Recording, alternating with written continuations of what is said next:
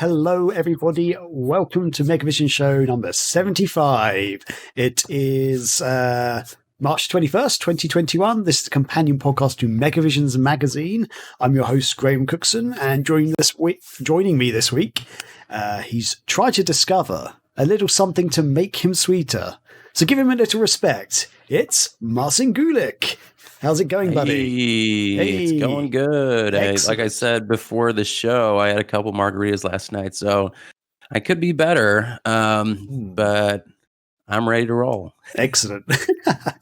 Well, it's good to hear you having a good time before the show. And what a show we have. Sadly, Scotty can't be with us this week, so it is just the two of us. Bad boys, what you going to do? But yes, we're back once again live on Twitch. So keep us company and fire any questions you have in the chat, and we'll try to get to them as we go through the show. And as always, we'll be answering some of your burning questions. There's going to be some more Justice League Snyder Cut chat, I think, happening. And we have our feature discussion where we'll be looking at the ongoing rumors of Microsoft buying Sega and Konami. So yeah, strap in for the ride. That is this week's Megavision Show. Oh no, I've lost my intro. There we go.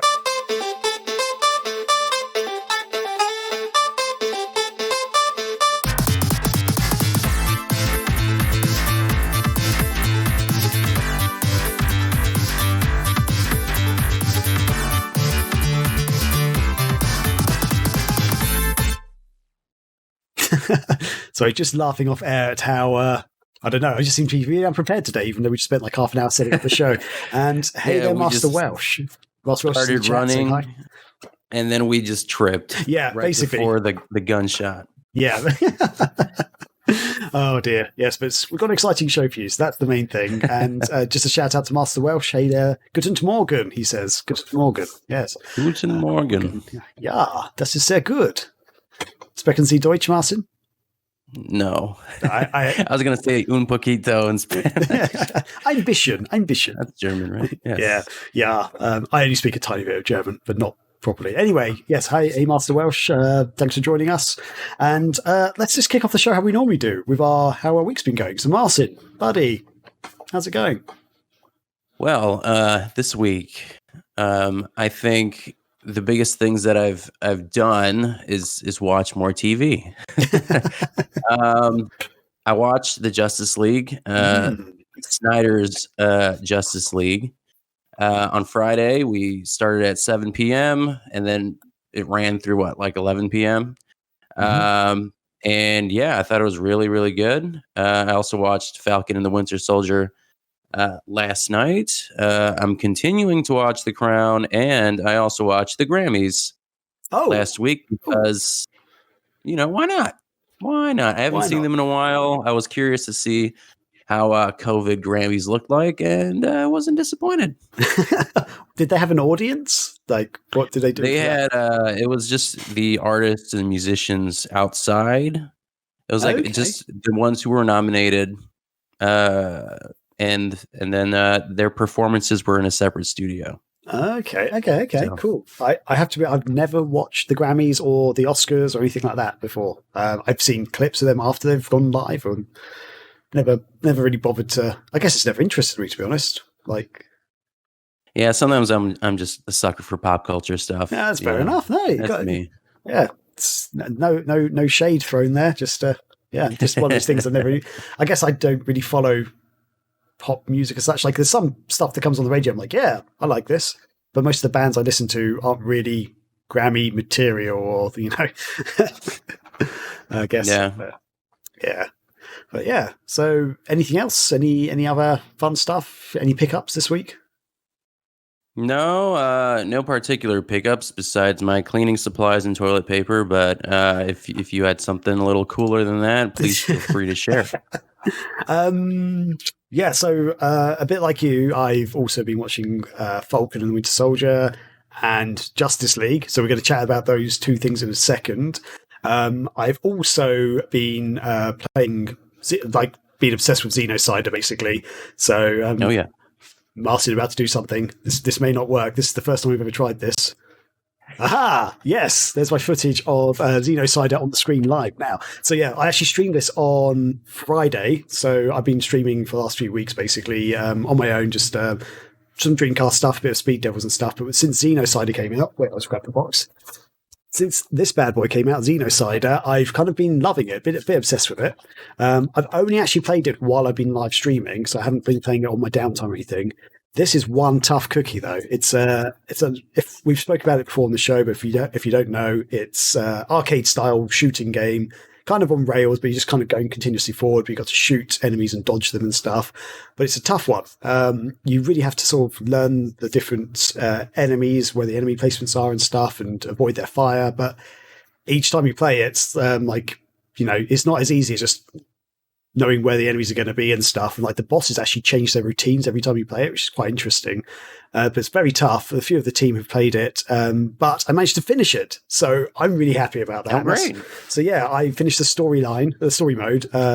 There's 7 levels in total, and then that leads you to unlock. As you're playing through the game, you do unlock different modes. You've got one which is kind of like basically a remake of Space Harrier, which is really cool.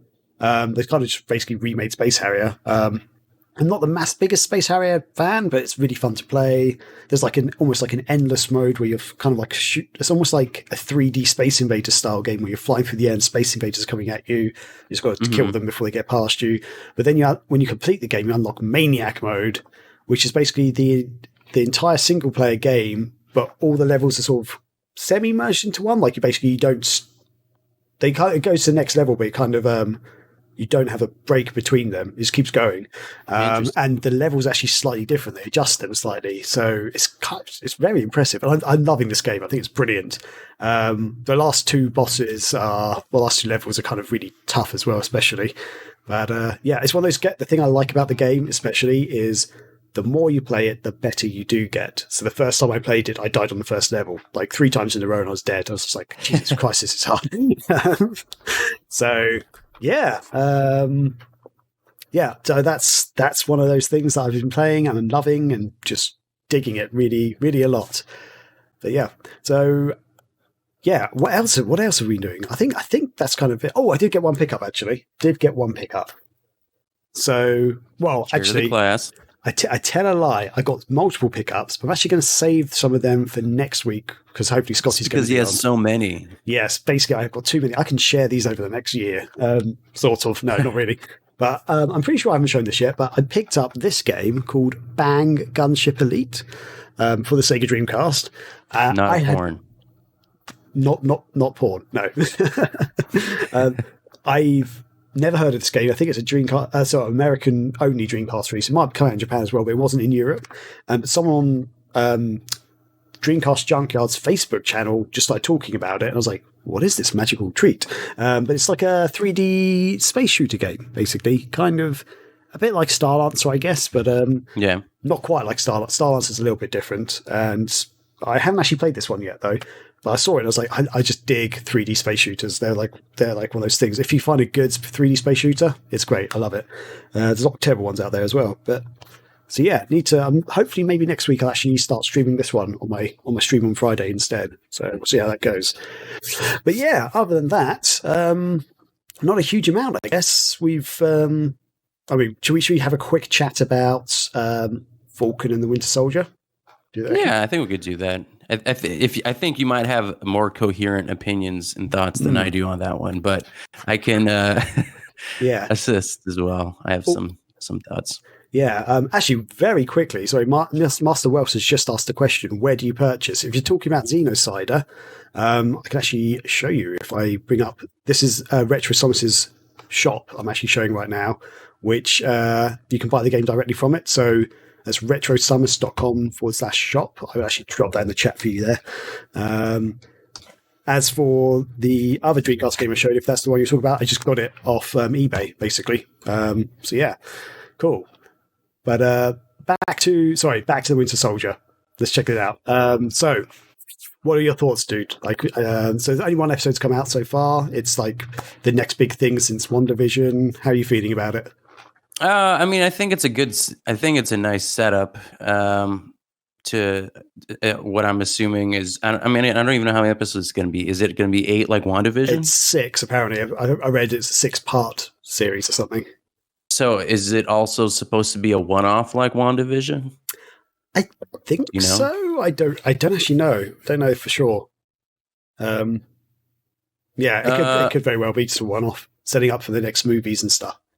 Yeah, I mean, like nothing really like jumped out at me, but I think there was a lot of good character building. I mean, sometimes in superhero movies, not all the time you can get a little more in depth with their characters, especially ones like Falcon and the Winter Soldier. I don't think they had enough time to shine before, so I think that was good, but nothing really jumped out at me necessarily. Obviously, they're kind of all dealing with the ramifications of Captain America not being there. Spoilers if you haven't seen Avengers. I think everyone did at this point since it made so much money. But yeah, I thought it was good. I thought it was solid. I think I'll continue to watch. Yeah.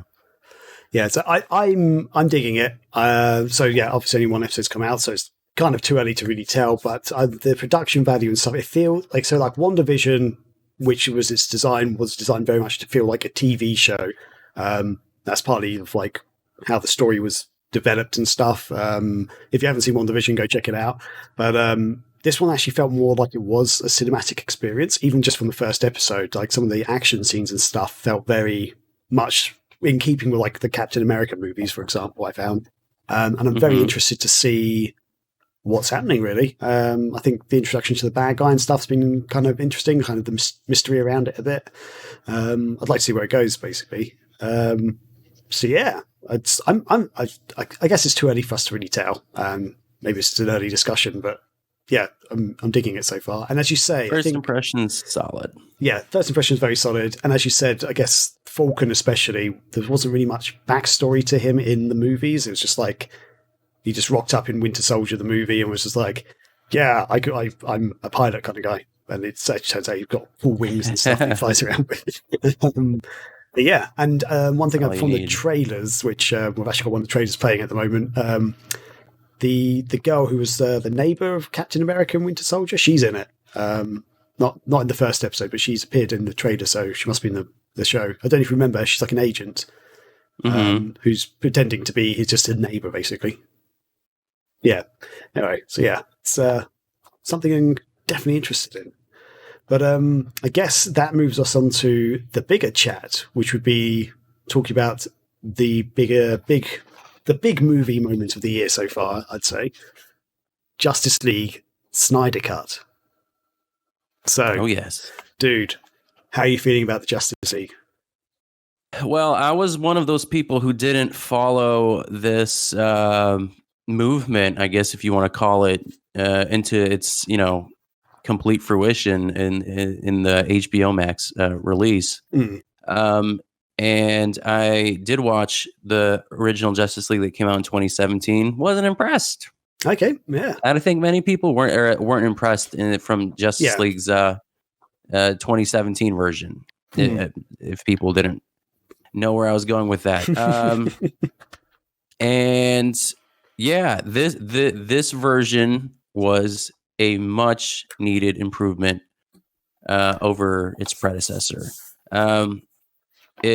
Snyder said in an interview, essentially that, you're trying to get me to introduce 2 or 3 new superheroes and explain a whole alien invasion in a 2-hour movie. And it's not really something you can really do. But it's also, the other problem was you just had, changing of directors in the first one, and then you had reshoots and cuts, and then you had that terrible CGI mustache off Superman, and they were talking about that weird line he said too. It was all a cluster fuck. And yeah, I mean, it didn't feel like 4 hours to me. I thought it flew by personally, and I think like you can tell, in the scenes where they expanded it and like you could like, oh yeah, that they made this one longer. But like even some of the scenes that they did where it was just like an additional word or a sentence, or a little bit longer explanation was absolutely needed. The the expanded explanation of the Flash and Cyborg and all that was really, really good, and definitely much needed. Because in the first version, it's just like, yeah, hey, they're there. They had one scene like, oh, hey, look, it's this guy. He's doing something weird. we gotta go get him, and join our team. Like that was the extent of it. Yeah, yeah, totally agree with that. I think from my side, I actually ended up watching in 2 sittings because I watched it with my partner Kate. We actually started watching it quite late in the evening.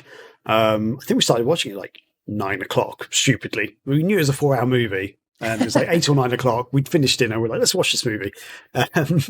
And about halfway through, about just over 2 hours in, I really needed the toilet, so I was like, let's have a toilet break, and basically I went to get a drink. Thankfully, they cut it into chapters too, so you can break it off. Yeah, so I think it's about part 5 we stopped at or something. So I think that technically there's 7 parts in total, like if you include the epilogue.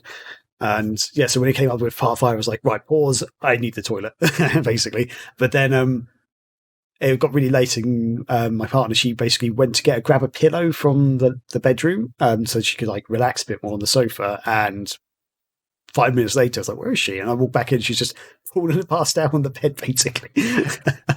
So, I'll be right back, honey. Yeah. But the thing is, didn't really feel like, as you said, it didn't really feel like 4 hours. I know I watched it in chunks, but that 2 hours flew by for me, that first opening 2 hours. And that's the slowest bit of the movie. Like, I was just loving it. Like, I'd say it's slow. There's lots of exposition, but there is still action in it. And as you said before, the introduction of the Flash, Flash in particular, and also Cyborg especially, really made much more sense, because I haven't seen the original one for a while, a good couple of years. I can't remember, but in that, did they really explain Cyborg's connection to the mother box and stuff? All that stuff, because I feel like he was just a guy, and he kind of like, they sort of introduced him a little bit, and then he sort of said, I don't want to be part of this. And then suddenly, like, he's like, oh yeah, the head scientist from, I can't remember the name of the company now, damn it. The head scientist has basically been kidnapped or something, because they were talking about like how many people have been kidnapped. But there was no explanation that was his dad and stuff. I don't think, not to that extent. I don't think they had those explanations. But yeah, I mean, all of it. And then like, the reshoots of the action scenes, obviously the ones with Superman in his black suit, all those are obviously reshots. Anything you see with with Superman in it, where he's essentially in a black suit, all those were complete reshoots. And even Superman's thing, like the way they, they brought him back, and they had those additional scenes with Lois, and then the thing with the mother who went to Lois Lane, which was interesting. I don't know how much we want to talk about it, but I don't know if we should have spoilers just yet, because it's still quite early. But we can just have we can sort of chat about bits and pieces, stuff that's kind of there's a specific cameo that happens in the movie, and I thought it was an interesting one. The thing that Snyder said essentially was he wanted, like, HBO actually fought him to not include those things, because they didn't want people to get the hope that there would be more movies, because I think they're basically saying this is a one and done. We want, like, we're giving this to you, and we're letting you make it, but like these specific things that he wanted to include, they didn't want people to get false hope that there were going to be more movies in his universe, so to speak. So it's interesting. I don't know if maybe the reaction to the movie might change their opinions, and maybe they will expand upon it, but I don't know. I think Zack Snyder also said that, like in comic books, they have these kinds of things too, with like, flash forwards and flashbacks, and it doesn't necessarily mean that it'll expand into another comic book or whatever. and that's just the style that he wanted. But he wanted people to know what could have happened, essentially. Yeah. By including those in the movie. Yeah, so. Absolutely. Yeah. And I actually got playing the two different trailers side by side, basically. And yeah, the Snyder Cut's just showing loads of different footage compared to the original Justice League, even just the trailer. It's nuts. I understand what HBO sort of meant about like not wanting to include certain things because it could make people hope for a new movie, but I'm glad they stayed in because I feel like getting the full vision of what the original movie was meant to be is really cool. And hopefully, who knows, maybe Warner Brothers down the line will be like, okay, actually, this new version has done really well. Let's make more of these because I've got a controversial opinion, which I've always got a controversial opinion on this show. The controversial one. So I probably need to watch this again to reinstate, like to sort of reinforce my opinion, because I often like to watch movies at least twice before I make a final judgment. But I think I enjoyed this more than I enjoyed Endgame, because I liked Endgame, but I didn't love it. Everyone else loved Endgame. I was just like, it's definitely not my favorite Marvel movie. And there's stuff in this that I know Endgame's the end of the whole, end of that era and stuff. And this one was more like a start of it. But there's just elements to this story and stuff that I really enjoyed. And I was like, I would be really excited to see more stuff. So it's like a big controversial thing at the moment. I enjoyed this more than I did Endgame.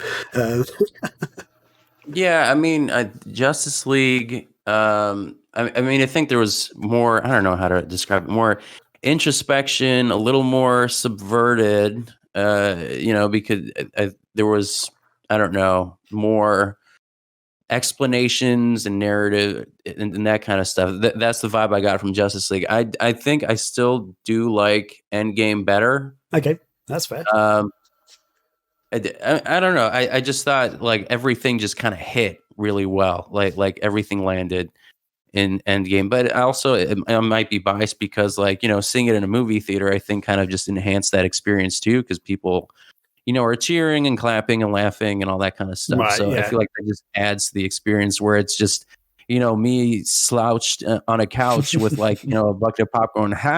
It doesn't really elicit the same response. That's fair. Yeah, I understand. Movie theater, but yeah, I totally agree with that, because I think I've said it before on this show. My favorite movie experience I've ever had is Independence Day, the original Independence Day. I'm not saying that's my favorite movie, like by a long shot. I think Independence Day is great, but from movie experience I've ever had, that was like amazing for me at the time because of the big screen and the atmosphere around you and everything. It was just so good. So yeah, I think being at the movies, that experience does help lends a bit more stuff to it. For sure. But yeah, one other thing, sorry, just talking about the characters as well. The one thing I liked about this version was some of those characters which felt like lesser characters in the original version ended up having a purpose in this. Without any spoilers or anything, I felt like Cyborg was done justice, for example, and the Flash as well, in fact, because in the original version, they were kind of just more like kind of side characters, almost like they were just sort of added in because they're part of the Justice League in the comic books or something. Yeah, I mean, like the Flash's backstory was like them watching through like a CRTV or whatever it is, him stealing something in the first one, and then that was basically it. Like there was. There wasn't that whole scene with the cars and all that stuff, and just the way they did the special effects with like the slow motion was, I don't know, it was so amazing. I don't know, it looked great. It did look really good, yeah, totally. And Cyborg, Cyborg had a better backstory, but also just his abilities and stuff were shown so much better in this. Like, in the original one, I felt just like, he's just a dude who's kind of like a bit of a robot, but this had way more to it.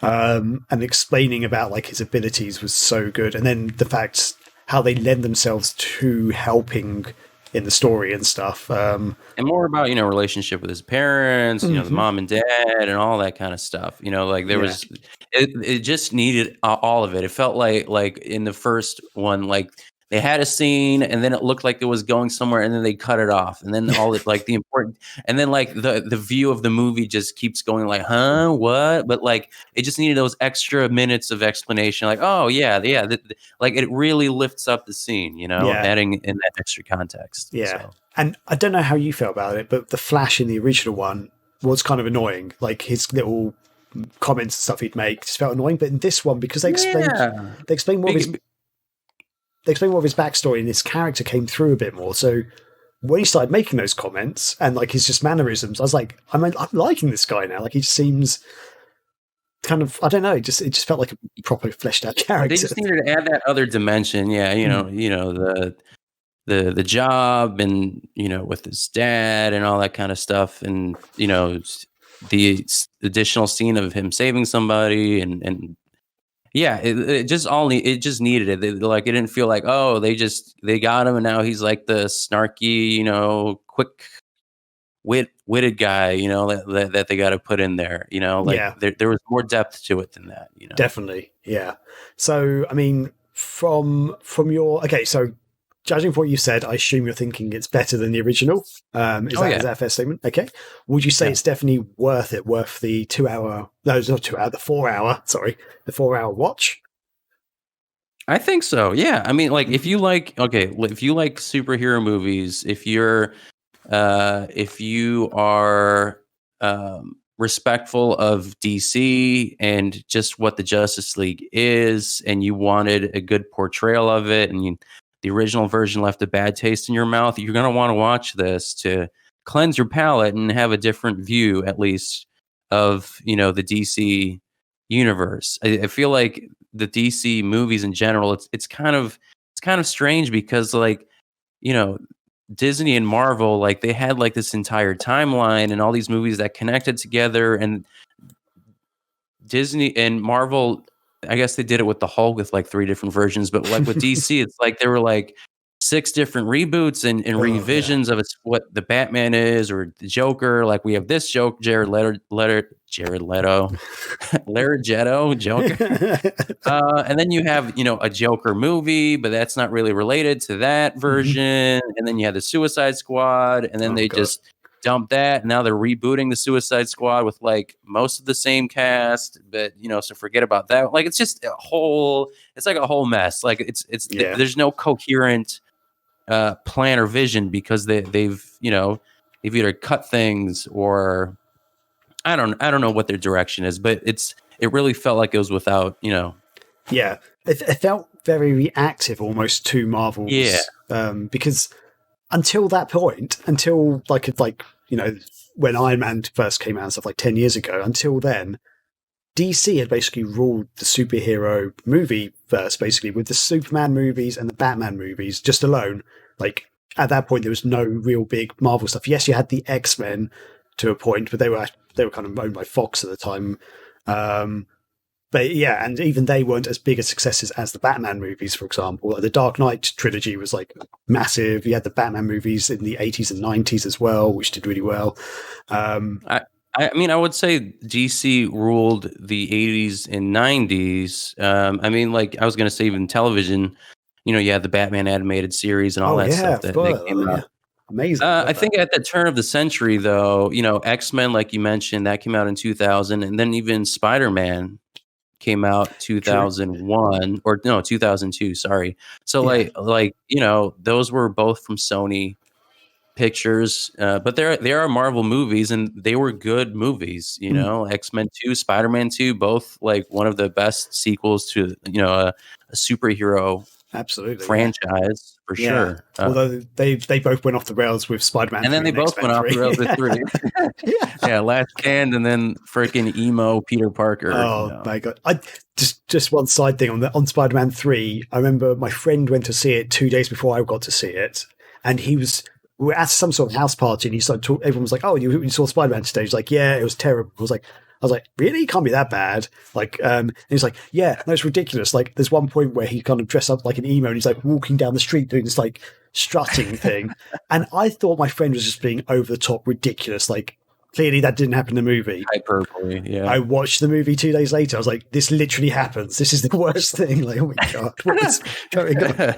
It's like it's the emo scene was big then, it's 2007. You gotta put that on Peter Parker for some reason. Man. And it is also a case of too many villains. How do you go from Spider-Man 2 where you focused on Doc Ock and then you threw in 3 or 4 guys? Yeah, because you had the whole Venom. You had the Venom thing. You had Sandman. You had I've forgotten his name now. Osborn. Yeah, Osborn. Yeah, like Green Goblin's son, basically. Was he technically meant to be Hobgoblin, or was he just a dude? I think it was. Yeah, I don't know. Either way, not good, folks. Not good. Yeah, it's really bad, and that's kind of how I felt with Iron Man 2. Actually, they put too many storylines into one movie, but that's another conversation. And then with the DC stuff, they had Man of Steel, right? They had that Superman movie in 2006. It was okay, right? And then they did it again with another different Superman. You know what I mean? With Henry Cavill, who is the right Superman. I thought he did a great job as Superman. Yeah, I really enjoyed the what was. I just forgot what it's called. What's the name of the first Henry Cavill Superman movie? Man of Steel? Wait, was that Man of Steel? Is it not Man of Steel? Yeah, it must be. Oh, yeah, because the other one was Superman Returns, wasn't it? Yeah. Okay, yeah. So, yeah, it was Man of Steel. So I just got confused then. Yeah, Man of Steel. I enjoyed that. I mean, Superman's not my favorite superhero and stuff, but yeah, he's just too plain for me. It's Superman, I understand people like it, and he's got this interesting, background with all the alien stuff, but I don't know. I feel like I want somebody with more character flaws and that kind of stuff. That's why I think I preferred Batman over Superman. It's fair. Yeah. I think Batman can also be a little too brooding and emo-ish, but hey. Yeah. there was an interesting, I think it might be from a movie actually. There's an interesting take on Superman, which it was always stuck with me, that someone in this movie was talking about how Superman was his favorite superhero because he's unlike any other superhero. As in his superpower, superhuman form as Superman, that is him. Whereas his actual disguise is him being a normal human, basically. Whereas every other superhero or hero out there, they've got Bruce Wayne, or I'm trying to think, they are just a normal person, but then they dress up and disguise themselves as Batman, as Spider-Man. Okay, you can't tell it's Bruce Wayne under that cowl, but fucking Superman, he puts on glasses or he takes off glasses and puts a curl down, and now he's all of a sudden Superman. That's not Clark Kent. That's Superman. And he puts the glasses on. Where'd he go? Oh man! I never understood that part. I know that's obviously the same person. That is a ridiculous thing. Although there's a really good video online of, do you remember Christopher Reeves, who did the earlier Superman? Was that 70s or 80s or whatever it was? 80s. The big Superman movies of the back then. They were showing how he did a really good portrayal of Superman and Clark Kent, because even though he's the same guy and he would just take his glasses off and stuff, when he was Clark Kent, the way he moved and stuff was really dorky and really clumsy and just kind of all over the place. And as soon as he turned into Superman, he was proper standing up tall and just showed that he was super strong. And it was actually a really good reflection. So it's that's how you play Superman, basically. Whereas every other Superman person since then has just been a big guy, basically. Good-looking macho guy in glasses, and then good-looking macho guy without glasses. Same posture. Yeah, basically. Okay, so moving on with this. What do you think the future of the franchise would be for this, for the Justice League, for the DC comic movie universe? Do you think potentially it could go somewhere now, or do you reckon this is it? It's done. The Snyder Cut is the final Justice League sort of thing. That we won't continue this movie, the storyline at all. I think my cynical side is going to say that this is the end of his version, because he wanted to make 2 or 3 more movies. I feel like there's no way Warner Brothers would allow him to make more movies, just because, honestly, objectively, Batman vs. Superman wasn't good, and he made that movie too. Okay. I know they made this movie partially because of the fans, and there was just that giant movement. Also, partially because there was a battle between Warner Brothers and him and his wife, who I think was a producer, but also at the same time when this happened, his daughter committed suicide. His adopted daughter committed suicide. Mm-hmm. So this was all happening at the same time. So I feel like there was a sense of guilt and an apology for Zack Snyder to complete this movie, on top of the fan movement. And this was just kind of like a unique situation where fans and all this willed a different version of a movie into existence. Like, has that ever happened before? I feel like it hasn't. I don't think it has. People No. were unsatisfied with the original version, and then they got the director to come back, reshoot scenes, and then create a 4-hour movie from a movie that was released 4 or 5 years ago. Like that's pretty incredible. It's amazing. But yeah, if he did it justice, no pun intended. But I don't think it's gonna go anywhere. I'd be happy to be proven wrong, but that's just my opinion on That's that. fair. Yeah, and I think I guess my sane side is sort of saying, yeah, there probably wouldn't be any more. You're right. This was like the one shot, like redemption almost. But I kind of get this feeling that maybe the precedent has been set that if something does do really well, perhaps they might actually look at expanding upon it. Like Warner Brothers at least might have some interest, because yes, even though Snyder did do Batman versus Superman, I think the reason why this was sort of allowed to happen was because Zack Snyder did say there was so much footage that was just left on the chopping room floor, and then the reshooting would have been minimal to actually make the movie as he wanted. And his vision was so good for it. That perhaps maybe they say, if you can keep up this quality, do it, sort of thing. But you're right. It probably won't happen. I don't want to get too excited. Basically, the other thing though is I like one thing I do like I said with Marvel, I just do like that structure, that there's this plan. I don't know if I like this piecemeal. Like they have a new Batman coming out with Robert Pattinson, right? Like you already have another Batman movie coming out with a different Batman again. Like this is what, the fourth or third actor who's playing Batman in the past 10 years. Like I guess you can say the same with Spider-Man, but hey. Yeah, no, you're right. Yeah, I think that's true. Marvel has the vision. They've got this thing mapped out. And even with Marvel, even though they had a 10-year plan for the first chunk, when they saw the success, they started writing the next 10-year plan, basically. That's why they got the new phase of Marvel movies starting to come out soon. So, I mean, like their new phase, it still looks like it's structured and it's going somewhere. Yeah. Like it was logical to start with WandaVision because she was grieving after the loss of Vision, and then you have to kind of explain that. You create a little story, and then it bridges really well into the next one, which I believe was I was going to say Doctor Who, Doctor Strange. Doctor Strange. Thank you. Yeah.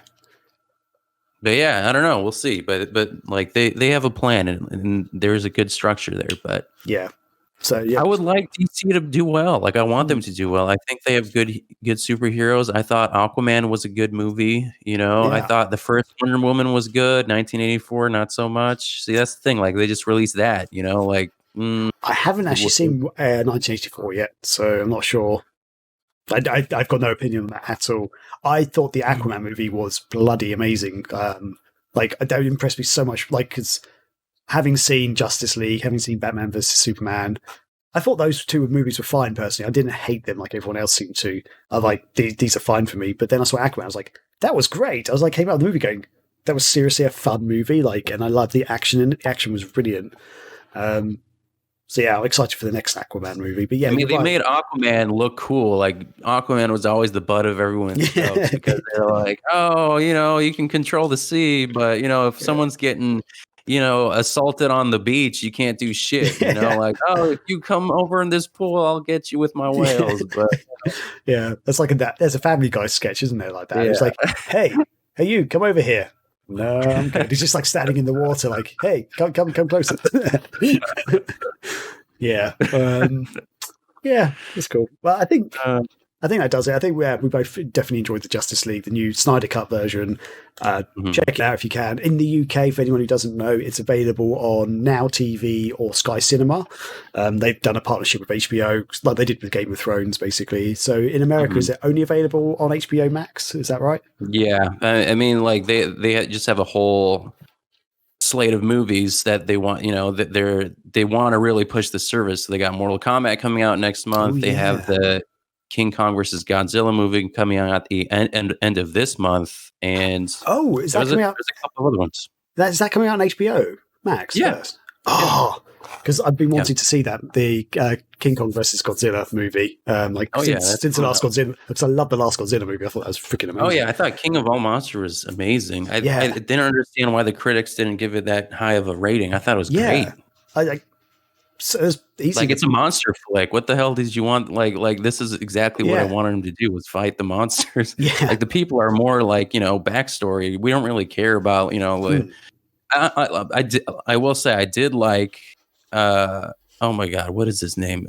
Hal from Malcolm in the Middle. Oh my God, what is this? Bryan Cranston. There we go. I did like their relationship in the first Godzilla movie. I thought that was done really well too. But again, like, I thought, Godzilla is the star of the show, so you want to focus on that and the monsters.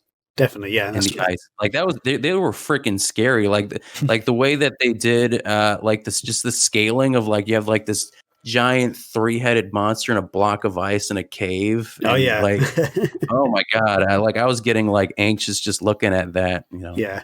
Even Mothra had moments of being kind of a scary monster. Yeah, all of it. It was like the gravitas and the size of them were like really well done. So yeah, I'm excited for the next one. I didn't realize it. I thought it was going to come out in the cinema, but obviously, I guess with COVID and stuff, that's not going to happen. So yeah, hopefully that's also got a deal over here on Now TV and Sky. So yeah, hopefully we'll get to see that. Awesome. Cool. So I guess that wraps up that little bit of chat, and that will move us on to our feature section. Now, Martin, do you want to have a quick break, or are you happy to keep going? What do you feel? I can go to the bathroom real quick if we can do that. Cool. Awesome. Yeah, we will. We'll have a very quick break, everybody. We'll be back hopefully in the next 2 minutes, maybe like a quick 2-minute break. So yeah, stay tuned, and we'll be back with some chat about the rumors around Microsoft possibly buying Sega and Konami. The rumors are back again. We're gonna have a quick chat about that. So if you've got any comments or feedback or questions or whatever, drop in the chat, and we'll try and get them in the show. But see you in a couple of minutes. Cheers.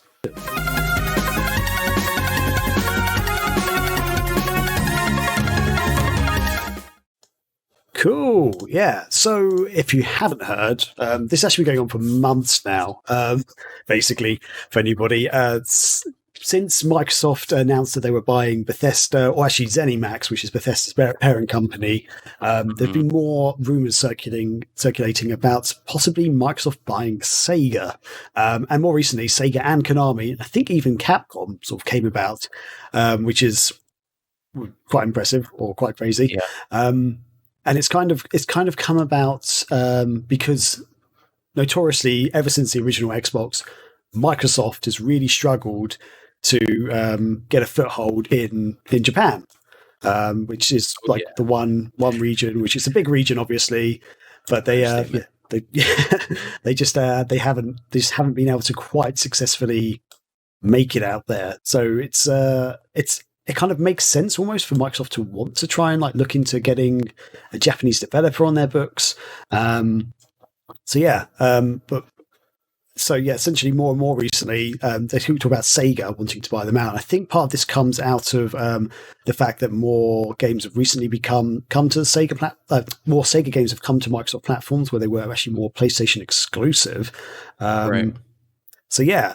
And with Microsoft buying Bethesda, that's really enhanced the catalog of games that Microsoft has that are going to be exclusive now for Xbox and for PC, which just reinforces their offering for this generation, possibly even future generations. Because if you don't know, ZeniMax, who now Microsoft has now acquired, they own development studios such as Alpha Dog Games, they own Machine Games, Roundhouse Studios, Tango Gameworks, ZeniMax Online Studios, and more importantly, they own Arcane Studios, who make Prey and Wolfenstein games. They own id Software, who make famously for the Doom games, and also Bethesda, who make the Elder Scrolls and like Dishonored games and stuff. So they've actually now got some huge franchises in there, which potentially are looking like they're going to be Xbox exclusive, which is huge. So if Microsoft were to buy Sega, for example, they'd have one of the biggest game franchises of all time, Sonic the Hedgehog, under their belt, which would then become exclusive and stuff like that. That'd be great. With Konami, you'd have games like Silent Hill, Metal Gear Solid, did some huge franchises, and the fact that they are big Japanese development studios kind of would hopefully help them sell consoles and games more in Japan.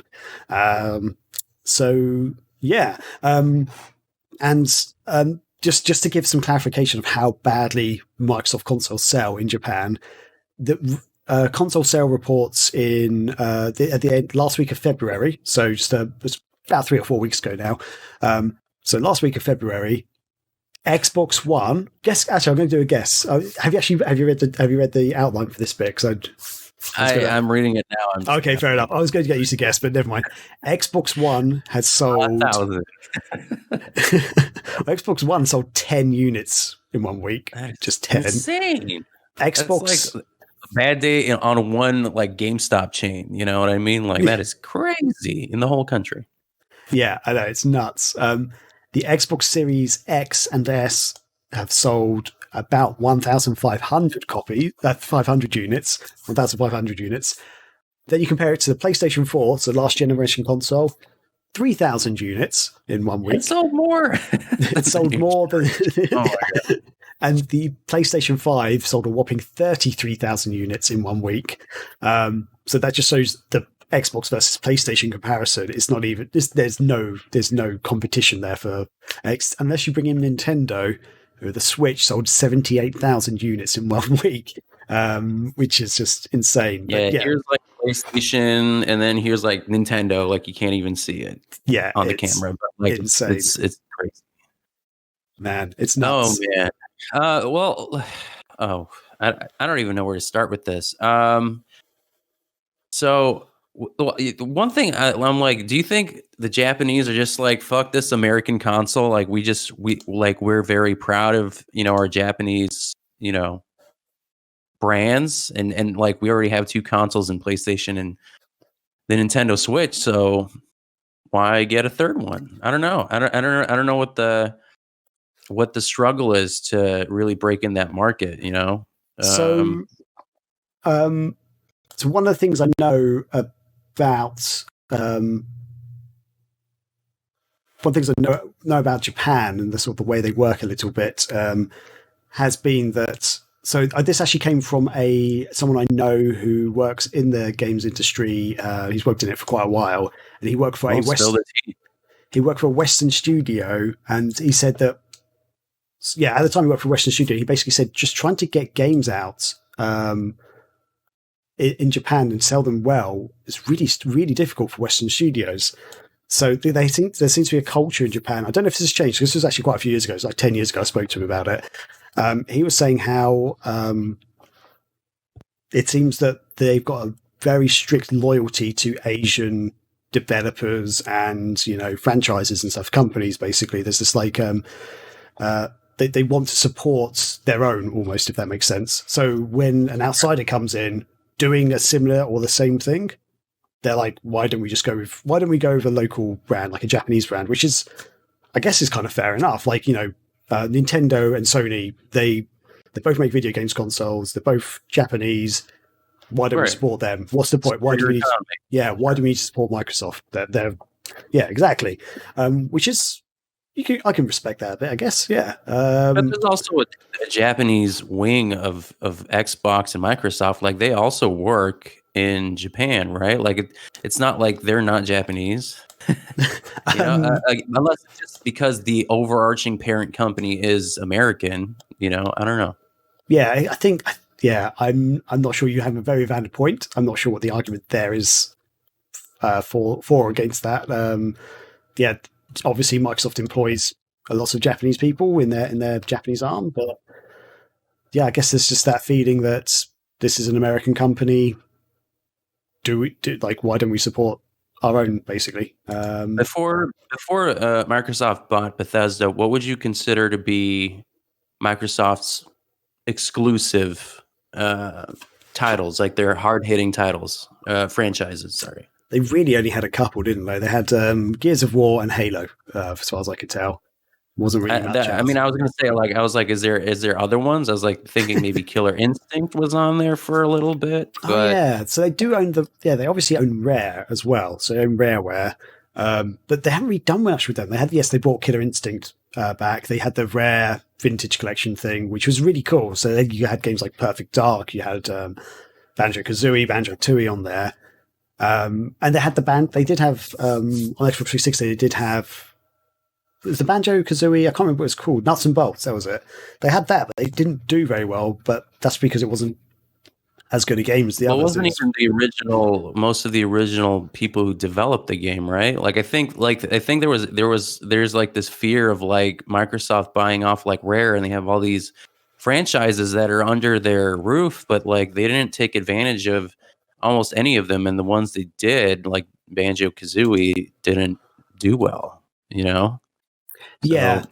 I feel like, you've got a point, because with Banjo-Kazooie, as you say, when Rare, it was different. It was almost like a different studio at that point. They weren't the same, wasn't exactly the same team that worked on them.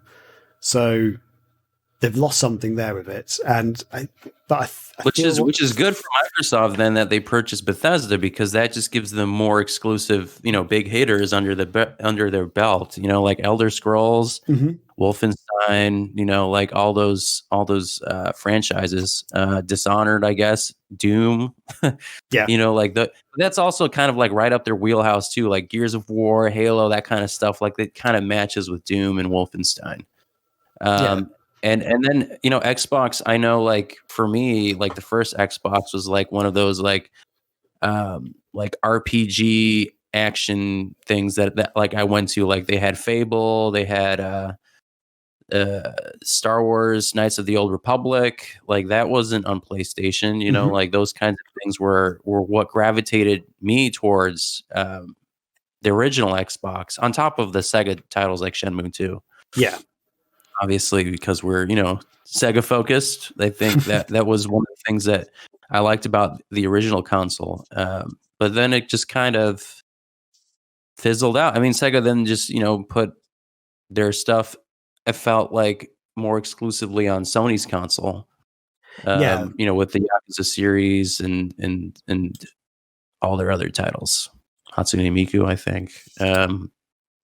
But yeah, I don't know. I think that the other thing I'm looking at from like the Japanese developer's perspective is like, is this a smart idea for them, considering that they're not selling that well? Like, would them purchasing us be a good idea? Like, what if now like Microsoft owns us, and now the Japanese people don't want to buy Konami or Sega games? Like, then you just completely tank Sega or Konami when Microsoft buys them. Yeah, you know what I mean? Like if it's exclusively for Xbox, and then no one's buying Xbox consoles, but now only Sega makes for Microsoft, I don't know. I feel like that might not be good for them either. So that'd be an interesting predicament.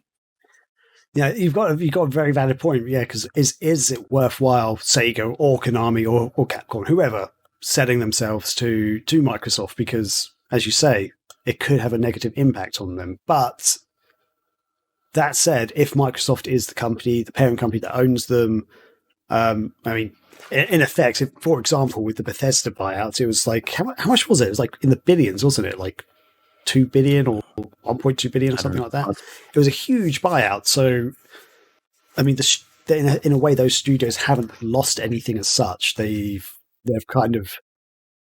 effectively covered any profits they would have made from those games for a long time. In effect, I mean, with those. Well, yeah, Bethesda was also well off, and I think Sega and Konami recently, they're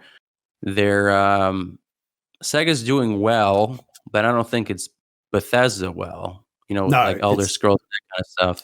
I mean, Konami, I don't even know what are they still doing more games? Like Metal Gear Solid basically ended, and I know they were trying to resurrect it, but like they had the whole fallout with Hideo Kojima, and that was a bad PR move. And then they had the Silent Hills thing that went away. Pachinko slot machines, I guess. I don't know. Like, I don't know what they would gain from it. I guess if maybe like Konami, for example, maybe that's more realistic. If Konami would benefit from a parent company like Microsoft, to stay relevant, not go out of business, and then have the Metal Gear franchise, Silent Hill, because like Konami has some pretty big hitters in them too, They do, yeah. They might be better off than Sega, for example. I don't know about Sega being bought by Microsoft. I think one of the problems with Sega is that they have sort of fallen into the rut of making Yakuza games, making Sonic games, and then on the PC you got the Football Manager games and Total War games. That's kind of the franchise they're kind of known for now. They've almost lost their way in a way. So I feel like they're not as big. And I do wonder sometimes if Microsoft, for example, bought them out and they had the backing, the sort of financial backing to help promote some of their games more, or like invest in making like a new Jet Set Radio, for example, like those sort of more wacky games that Sega was really known and loved for, would that actually help Sega? Like, because they were like, that's one of the things, they don't have that. Yes, Sega makes millions of dollars. They're a multi-million-dollar company, but when you compare to like how much they spend on advertising and stuff, it's almost nothing. And it seems like they don't want to invest in any risky ventures anymore at the moment. And when they do invest in new games, it seems to be kind of stereotypical RTS style games, which do sell well on PC, but they don't seem to have really gone for anything big. So in some ways, I feel like Sega could benefit from this. I think like the one thing that I would like to see if this actually happens, who knows if it'll happen, but in my pipe dream, I think that what Sega's current issue is that they are still very fractured in terms of messaging, because the Western Sega of America is different from Sega of Europe, and that's different from Sega of Japan. So culturally, and in terms of them making games, it's like the right hand doesn't know what the left hand's doing, and then there's so many hoops you have to jump through. I feel like maybe if you have someone like Microsoft buy them, they might create a better, unified message or plan, or have them all work better. I don't know, more coherently, because it feels like, at least from the interviews we've had before, is like Sega of Europe isn't exactly doing the same thing Sega of Japan is, or if Sega Europe has to do something, they have to go through this whole process with Sega of Japan to get approval and all that kind of stuff. It's I'm sure it can't be that fun to go through all that red tape every single time. Yeah, that's even true. like console wars, like the same thing. Like Tom Kalinske, like you had to go through approval of Sega of Japan to do any of these things, and then you'd get some immense pushback on a lot of things that you want to do. But yeah, I don't know. I think that would be a good thing if Microsoft knew how to handle that. Company culture or strategy, a top-down strategy for Sega, where they all function as one unit. But that would be interesting if they were, because the thing is, even though Microsoft, I think in the past with some of the early studios they bought, Microsoft did sort of tried to change them a bit and stuff. But more recently, with game like their franchises like Minecraft, which Microsoft now owns, they kind of just let them do their thing. They kind of just sort of said, keep going, basically, just keep doing your thing. So I wonder if they were to buy Sega, if they just leave them alone, just go, you just do your thing. We'll use a bit of financial backing or whatever if we need be. So that'd be interesting. And I think we need to take a step back as well, because a lot of the rumors that have come out of this have come from Sega's strengthening of their relationship with Microsoft. Because you mentioned before, when the original Xbox came out, a lot of Sega exclusives, like games that were in theory meant to go on the Dreamcast, moved to the Xbox. So you had Shenmue 2, which luckily in Japan and Europe we got it on the Dreamcast, but in America you didn't. But it came to Xbox. No, not that great of a cover art either. I would say I didn't like it. Fair enough. Leo, you look a little children. That's okay. But they ported that across. They ported. I'm trying to think. There's another game which is eluding me now. Valkyrie. What's it called? It's like something about Valkyrie. I can't remember.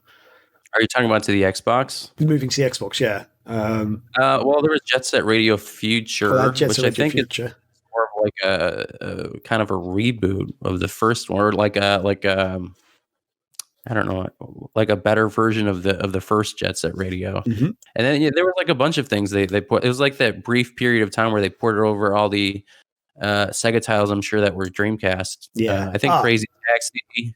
Sorry, the Akira Blade is just in the chat. Just said Gun Valkyrie. That's the game I was thinking of. Gun Valkyrie. I don't know if you've seen that, Martin, at all. That game. It looks gorgeous. That's the other one, Panzer Dragoon. Oh yeah, Panzer Dragoon Auto. Yes, of course. Yeah, they brought that across. Yeah, so they when the original Xbox first came out, they had a very good close relationship with them. Sega did also put some games out on PlayStation 2 and GameCube, which are kind of exclusive to them as well. So like Echo the Dolphin, even though it's on the Dreamcast, that came to PlayStation 2. And there's a few other games, like Monkey Ball, for example, came to GameCube exclusively, originally at least. And then with the Xbox 360, again, Sega showed a lot of support from Microsoft in the early days, especially. They had like games like Full Auto, they had Chrome Hounds, so these aren't games that are necessarily massive IPs, but they were showing support. Sonic 06, yes, that's but then something happened, and I don't know if there's actually is a story behind this, but Sega seemed to then focus more on PlayStation and Nintendo. So a lot of those games that might have been exclusive at one point for Xbox suddenly became exclusive for PlayStation. And the only games that Xbox really got were the big games like Sonic the Hedgehog, for example, which were multi-platform. But Nintendo and Sony were getting lots of exclusives from Sega. But then more recently, and this is where the sort of that speculation around this purchase coming, the rumor of the purchase coming out has come from. Sega started putting lots of exclusive titles that were PlayStation exclusive on Xbox. So the big one being the Yakuza games, for example. Notoriously, they were basically exclusive for the PlayStation. They did release the remaster of 1 and 2 on the Wii U, from what I remember, briefly. I remember that. Yeah, most people don't remember that. But other than that, they'd all be exclusive to PlayStation, and now basically the entire collection is on PC and Xbox. So, yeah. I mean, we could be just reading between the tea leaves, or reading too much into the tea leaves, but I mean, it could be because the Yakuza franchise has exploded since Zero came out. Like people started getting more invested in the whole series. That's why they re-released it, because it's like, oh, look, everyone's interested in Yakuza now, even though we've been around for, 10, 15 years now at this point. But hey, better late than ever. I think it's a great franchise, and I think I'm glad that people are looking into it. And I'm playing through them right now too. I'm on 3, and I'm finishing it up, and I'll be on Yakuza 4 soon. But yeah, I think. It could be.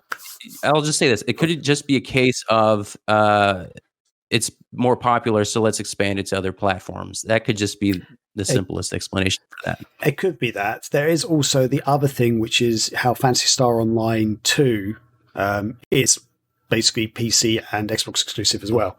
There's the other inclination that somehow Microsoft has struck a deal with Sega to have that as like an Xbox exclusive title.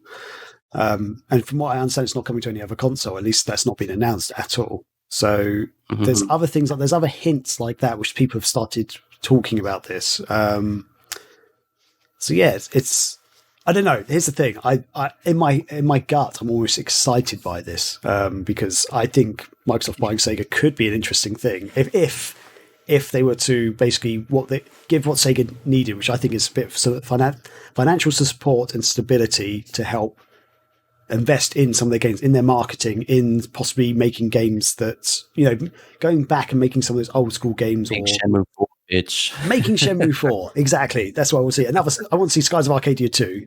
Like, I feel like Sega right now is almost too afraid, and quite rightfully so, to risk spending millions and millions of dollars on making some of these games which weren't critically successful originally. They've got a big following now, like a kind of like an indie following, but most gamers out there, you know how like everyone likes Call of Duty and like the sports games and stuff. Like the biggest selling franchises are those sort of games.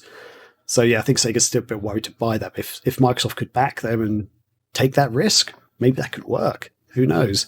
I'm just going to take a couple of some of the stuff from the chat and stuff. So the Akira Blade says, not to question, but I'd be extremely happy if Microsoft buys Sega. I mean, look at what they did with Rare lately. They gave them complete artistic freedom with Sea of Thieves. And that's actually quite a good point as well. And kind of goes to what I sort of said with what they did with Minecraft, for example. They basically told the Minecraft team to just keep doing it, to keep doing what you do. And yeah, and even though I feel like Microsoft's treatment of Rare hasn't necessarily been entirely the best, because I feel like they bought them, they released Perfect Dark Zero, for example, and then they kind of didn't really do anything with that studio for a while. They got them to make the avatars on Xbox 360, and nothing really came out about it. But yes, with Sea of Thieves, that's a franchise that released like 2 or 3 years ago now. It's actually keep going. They keep evolving that game and stuff. They're kind of just giving them that artistic freedom, as the Akira Blade says. So yeah, that could be really interesting to see. And also we had in our Discord chat, a couple of like little bits. I love these. So TJ had some predictions for us. Let's see what you think of these, Martin. Shadow shows up in future Halo game to eradicate aliens that wronged him. Do you reckon that could happen? Sounds like a terrible fan fiction. Yeah, I don't think so. I don't know if I mean, he's had a gun, so you know. I guess there's the connection there. But I don't see it happening. How about this for a crossover game? Amy gets into an accident while driving her car from Sonic R. She wakes up in a strange town full of demons and must find her way out. Like New Silent Hill. I feel like that'd be kind of messed up. It's like two completely different worlds. Unless maybe you do it like in the style of like Luigi's Mansion, where it's more of like a cartoonish Silent Hill. But, that could be fun. You know, like Pyramid Head has, you know, big anime eyes. I don't know. Yeah. Okay. Oh, how about this one for another crossover? Tails finds himself in a village infected with a virus that turns everyone into zombies. He needs to figure out what strange corporation known as Umbrella has to do with the mysterious outbreak and how to escape the island in Tails Adventure 2. Would you play that? Would you buy that? I mean, I would, but that's the Resident Evil is a Capcom IP. So unless like the plan here is that Microsoft buys Capcom and Konami and Sega, and then they just start doing a whole bunch of, you know, crossover games. Yeah. I don't know. That'd be interesting. I think. Well, here's one that would be actually a more valid prediction from TJ. Master Chief to make a cameo in All Stars Racing Transform 2. Yeah, if you got Danica Patrick in there, you can get Master Chief in there. That's the thing. Yeah, because I feel like, in fact, maybe I'm misremembering it. Wasn't Banjo-Kazooie in the original Sonic Racing game? Yes. Mm-hmm. Yes. So I mean, if Microsoft were to buy Sega, that could totally happen. Like you get Master Chief, you probably get Gears of War stuff. Halo has the vehicles to transform his vehicle. Yeah. Well, yeah, he could have the Warthog. He could go into one of the Banshees. He could go for the water section. He could go in the Ghost, so he's not actually in the water. He's like hovering above the water or something. There you go. That could work. I think that would be great. We've written the game for you there, Sega. Let's do this. And Nicholas Schaefer also on our Discord chat says it would get me to buy my first Xbox. There you go. I mean, there you go. And I think that's the nail on the head. That I think for like Microsoft, if Microsoft were to do this, and that's what the speculation is coming from, hopefully people in Japan would consider buying an Xbox, basically, and that's kind of what it all comes down to, really. Yeah, I mean, I'm glad I just have a gaming PC, because then I could just get the Game Pass or whatever, and then anything that's exclusive to Microsoft, I could just play on my PC instead of getting another console. That's fair. But yeah, I do think that would be a good idea. Yeah, totally. And just going off topic slightly, because we mentioned it, man, about Panzer Dragoon. Have you seen Azel Resurrection, the fan project of Panzer Dragoon Saga, basically? Yeah, I've seen it. I've seen the interview that is it Anti-Chris who did it? I think he's the one who did the review. Yeah. Yeah, that's on megavisionsmag.com right now, isn't it?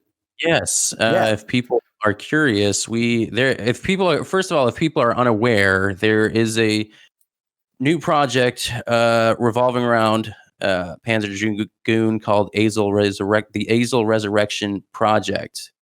And I believe the people behind Panzer Dragoon World are working on it. And I think the controversy was that they created a Patreon. Oh, let's see, with tiers. And I think they said the project does not promise a full game. That's correct. Yeah, they're basically saying what they don't want to do is overpromise anything. They're not promising a full game, but I think they're trying to do as much as they can do. Really, they're recreating character models and stuff. I think they want to have a playable sort of game model, or at least a demo of some sort, to almost show what a game could look like. But maybe down the line, if they do get enough funding, if it goes on for long enough, they might be able to make a remake, or hopefully it might tempt Sega to be like, hey, these guys are doing a great job, let's buy them, which is not unheard of, because that happened with Sonic Mania, basically. Let's face it. Sega has really reached out to the community of recent years and actually got some of them on board to actually help bring some of these dreams to life, which is great. The Akira Blade says that Panzer Dragoon World is managing the social media aspect of it. So, got it. Yeah. It's a cool feature because Panzer Dragoon Saga is like my favorite game of all time, which I've said many times on the show. I love it. I would love to see a remake of it. I'd love to see something more from that, another Panzer Dragoon RPG. It's sad that it's there's the ongoing. I don't know if it's actually. I still don't think it's actually ever been officially confirmed, but supposedly Sega lost the original source code for the Saturn version of the game, which is why one of the reasons why it hasn't ever been remade or revisited, the Panzer Dragoon Saga. But how do you just lose a source code though? Like, how does that happen? It just happens. I think like back in those days, especially like on old hard drives and stuff. Like a physical hard drive or a server in some closet somewhere. Yeah. Apparently, it's happened with quite a lot of games, and like this is a different industry, obviously. But the BBC, British Broadcasting Corporation in the UK, they've been going obviously for years and like decades now. Some of their early TV shows can never be reshown on TV because they recorded over the original reels, basically. Because they just didn't think people would want to rewatch this stuff. They're like, yeah, let's just record over. So this like my dad recording like the lottery over like my first baby steps video. Exactly. Like, how the hell? Yeah. So there's stuff that like it came out a few years ago. There's certain shows that used to be shown in like the 60s or the 70s or something that the BBC just recorded over because they'd it costs money to buy these reels and stuff. They thought, let's just record over some of this. No one's going to watch this again. Like, what's the point? And it's like now it's like everything's on demand. We'd love to see this show again. Oh yeah, we don't have that anymore. Reboots, remakes. Now we're just going to remake all of them. That's how they're going to do it.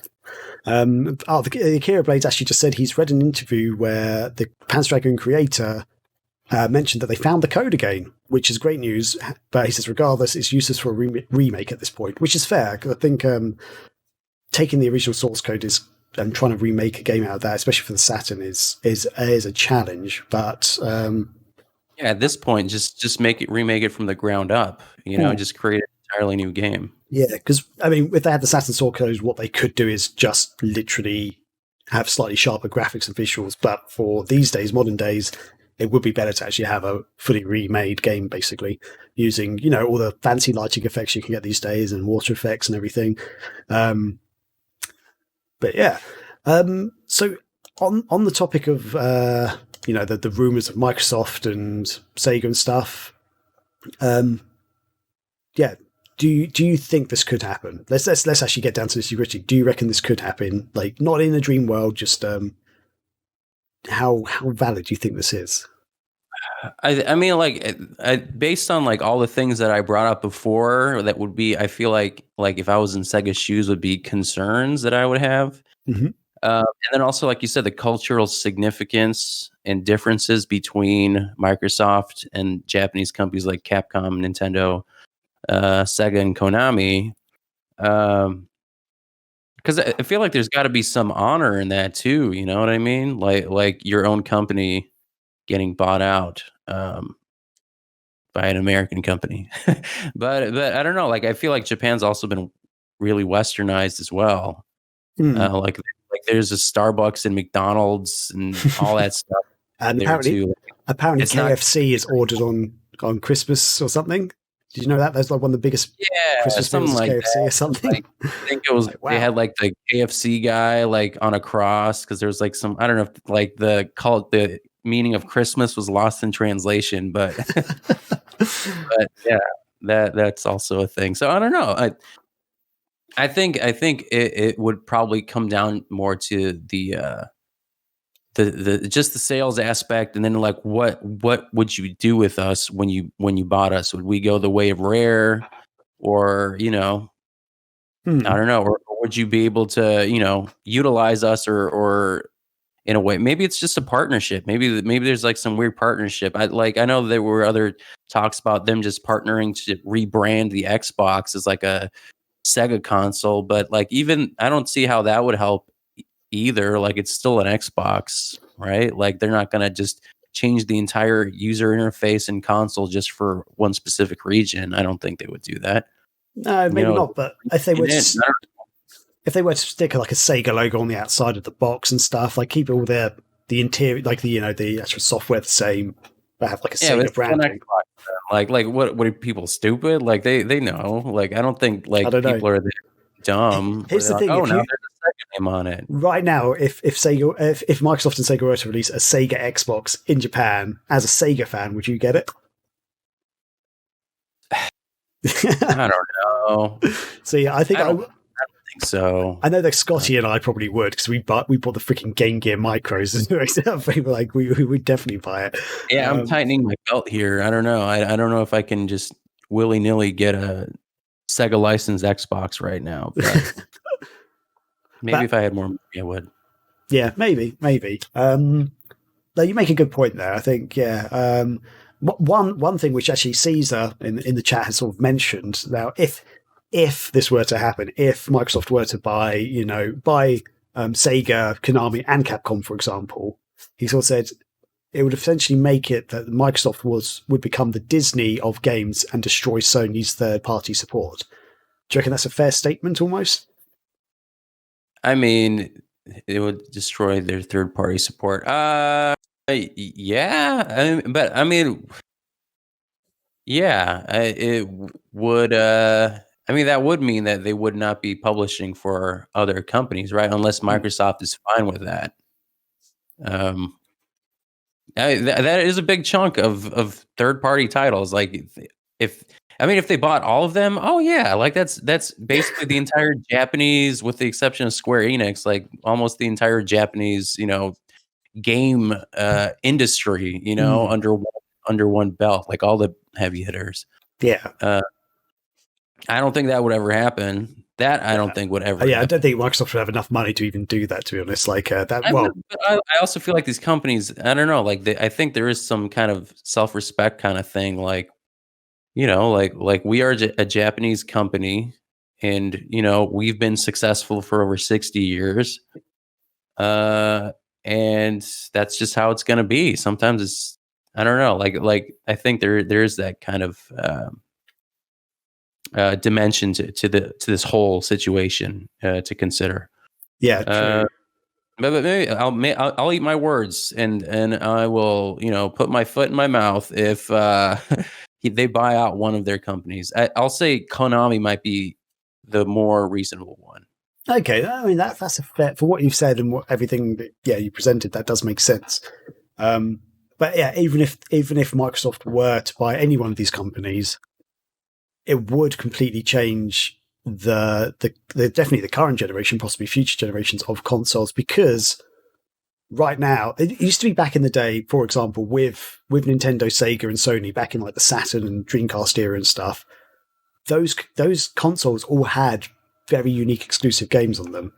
They were there were a handful of multi-platform games, like the sort of sports games that you get and stuff. But even then, Sega had their own sports titles and stuff like that. And And then with the emergence of the Xbox, there seems to be more and more companies that were making multi-platform games. And nowadays, with the Xbox Series X and PlayStation 5, it's basically every game is multi-platform. There's like a handful of unique games that are exclusive to each console, which is Right.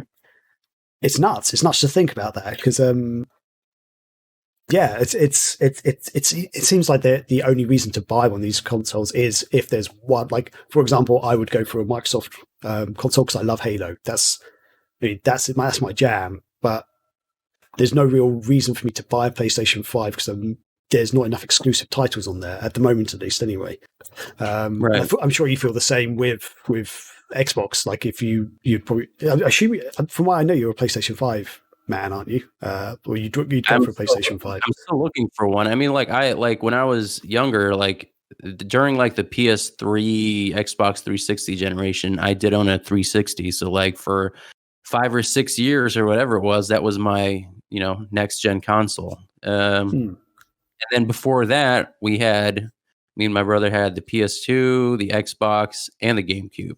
Okay, because they did have like exclusive games that were only on there, and then we're like, we got to play that one, and then the other ones popped up, and that's kind of how it was. But yeah, now it's like there aren't that many. Like PlayStation does have, they have a couple. They have, I think Horizon Zero Dawn is exclusive, and so is God of War, and so is The Last of Us.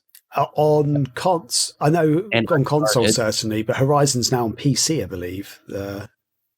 Okay, well, Uncharted as well, right? Yeah, so you're right there. You've got The Last of Us, you've got Uncharted. There are some exclusive games there. Yeah, I've got a few. I remember yeah. Crash used to be, on PlayStation exclusively, and then that went multi-platform, exactly. right? Yeah. Metal Gear Sonic, right? Dreamcast, and now it was everywhere, obviously, because they went third party. And then Metal Gear Solid was exclusively on PlayStation, and then they went to Xbox too. Yeah. I mean, for initially, because they released their first like multi-platform, I think, was MGS2 Substance. That was on Xbox. Yeah, that was like the remastered complete edition. Yeah, basically, it took a while for it to come out. So like PlayStation fans got a exclusive period effectively, and it was only years later it still came out. And Grand Theft Auto as well, like the Grand Theft Auto games. They were basically on. Yeah, you had the first. It was on PC, obviously, but then the first one came out on PlayStation, and then. Oh, you had GTA 2 on Dreamcast, but then GTA 3, those games were on console initially, were PlayStation exclusive, PlayStation 2 exclusive. It was years later that the Xbox got a version. Hitter, like PlayStation won the console wars in the 90s, and then they won when PS2 came out too. They took out Sega, basically. Yeah, basically. So like exclusive games, I think there will be less and less. But like from a branding perspective and from a sales perspective, when you're trying to separate your console from the other consoles, what is your sales pitch? Like what can you say about your console that separates it from an Xbox or a PlayStation 5 or a Nintendo Switch? Nintendo, for their ingenuity, like they have always been, it looks like, I mean, they used to be like, all right, everyone's doing, they also had a console, but now like after the GameCube, basically they're like, fuck it, we're not doing anything like that. We're gonna have a controller that looks like your TV remote, and it's gonna have motion control, and now we're gonna have a console with another screen on it, and then we're gonna have 2 screens on our portable. Like they basically thought completely outside of the box, and that made them incredibly successful, with the exception of the Wii U. But then they came back with the Switch, and like no one can touch them in that field. Yeah, it's crazy. So like that's how they separated. But then when you're looking at PlayStation and Xbox, and then you have all these other attempts at streaming consoles. You have the Amazon Luna, you have the Google Stadia, you have all NVIDIA, I don't know, NVIDIA Shield or whatever it was. You have all of these attempts at creating a console. I feel like with Xbox and Sony, it's like they have these established brands. So I feel like sometimes people are just kind of in their camps and pick them because that's what they've known. I think that's a big chunk. I mean, the exclusivity, I think, is another thing. Like Microsoft still had Halo, and then PlayStation was like, all right, we have Destiny. now we have Destiny. No, that's the other one. They have Destiny. That's another exclusive that was. Wait, they've got Destiny. And was it because that was Bungie, right? Yeah. But that's not exclusive to anyone. Is Destiny not a PlayStation exclusive? I'm pretty sure it is. It's on X. I've got Destiny 1 and 2 on my Xbox, so. Oh well, shit. Maybe it was a timed exclusive because I remember it coming out. I think it was a timed exclusive. Someone tell me if I'm wrong. I don't remember that being a timed exclusive at all. But yeah, you could be right. I'm not sure. I'm personally not a huge fan of the Destiny games. I played them and I was like, I don't get it. I don't get why these are fun. But yeah. To the point, there doesn't seem to be many exclusive. There's a handful of exclusives on each console. I mean, like Microsoft owns the Ori games, for example, which that's the interesting thing. Microsoft has released some games on Switch, like the Ori games, Ori in the Blind Forest, Ori in the Will of the Wisps, and some other games. They've allowed to go onto Nintendo platforms. So, and like even when Microsoft owned the Banjo-Kazooie franchise, they actually released a couple of small Banjo-Kazooie games on the Game Boy Advance. I don't know if you remember those at all. Oh yeah. They let them go on there, but yeah, it's going to be interesting to see if this was to happen. I feel like it would be very good for Microsoft. Basically, I think it would be great for Microsoft. It could be good for Sega or whichever company they buy out. Just to have that financial support. Will it happen? Mm-hmm. I don't know. It's kind of doubtful. I'm going to go with probably not. But if it happens, then oh shit, I'm going to have to get more money and either buy an Xbox or I'm just going to stick to the PC. Just one final thought, which just came into my head just now because you mentioned it earlier. If they were to buy Sega, for example, let's talk about Sega. Like, yes, Japanese gamers would probably most likely still support, PlayStation, Nintendo more, but the fact that having a massive Japanese franchise like Sonic being on Xbox exclusive, I think that would tempt Japanese gamers to want to buy an Xbox. Yakuza franchise, if all the Yakuzas came to Xbox only, again, that's such a big franchise in Japan, and it's in Persona. Yeah. That is Persona as well, yeah, of course. Yeah. Those sort of games that are very have a huge influence in Japan, I think that would actually really help Microsoft. Akira Blade does make a point that Sega's always had an American tie to it, like the Sonic games, like Sonic 2 and stuff, were actually developed in America. But I think at its heart, Sonic still is more of a Japanese franchise because it's just so big over there, basically.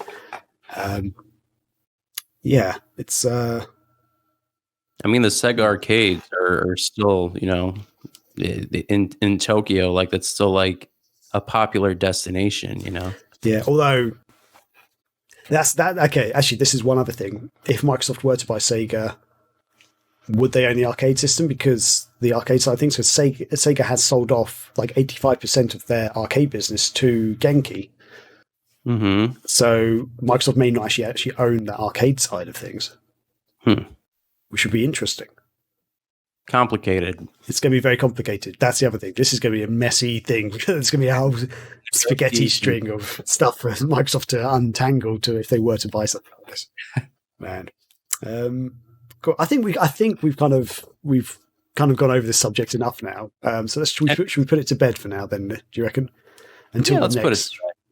Until it comes out again. Let's bury it in the grave until it strikes again, and then we gotta pull out the shotgun, set it on fire. Cool. So yeah, I guess that does it for that feature, and kind of does it for the show this week. Is there anything you want to speak about, Martin? Anything else you want to chat about at all while we're well, if you guys don't know, we have a Patreon, so please follow us on Patreon/Megavisions. We did have an exclusive interview with the Azel Resurrection Project folks, specifically, like you said, the community manager from Panzer Dragoon World, who's helping them with social media, That is on our website, megavisionsmag.com.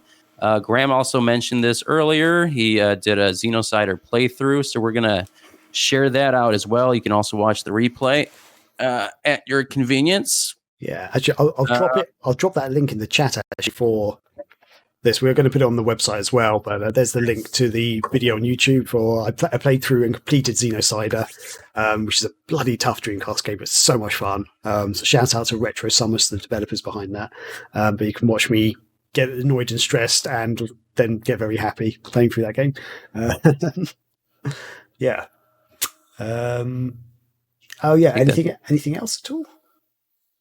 Oh, and then if you're watching us for the first time, like and subscribe or follow on Twitch. And we're also on YouTube as well, so check us out there. With that, I guess that does it for the show and everything. So yeah, thanks everyone for watching. Thanks for listening, for any audio listeners. So yeah, if you didn't get to watch the full thing, we do put this up on our website, the video podcast, and also an audio version, so you can listen at your leisure later on. But yeah, other than that, check out Megavisions Mag, follow us on various places, and thanks for listening. Thanks for getting involved in the chat, everybody. And next week we should be back with more fun Sega chat, and also hopefully Scotty will be back as well, so we can have three of us again, which always adds extra stuff, extra dimensions to our chats as well. But brilliant. Thanks again, Marcin. Awesome. Cheers, everyone. Thanks for watching, and catch you later. Cheers. Bye.